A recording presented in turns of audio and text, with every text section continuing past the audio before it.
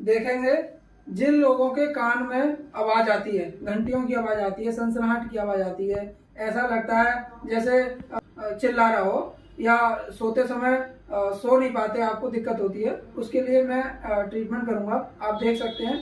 और इस ट्रीटमेंट से जिन लोगों को कान में समस्या को ठीक हो जाएगी। सबसे पहले हमें क्या करना है, चारों तरफ कान के पाउडर लगाना है, पाउडर लगा के और हल्की सी घिसाई देनी है हमें इस तरीके से हम ऊपर से नीचे की तरफ 20 बार घिसाई देंगे, आगे से पीछे की तरफ 20 बार घिसाई देंगे, और नीचे से ऊपर की तरफ घिसाई देंगे, और पीछे से आगे की तरफ घिसाई देंगे।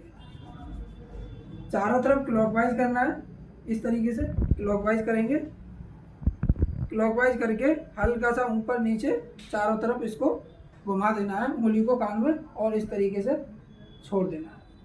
जिन लोगों को कान की समस्या है वो इस ट्रीटमेंट को खुद से कर सकते हैं। अगर खुद से ना कर पाएँ तो हमारे पास आकर अपने कान की समस्या को ठीक करा सकते हैं। और हमारे वीडियो अगर आपको अच्छा लगे तो लाइक करें, शेयर करें और चैनल को सब्सक्राइब जरूर करें। धन्यवाद।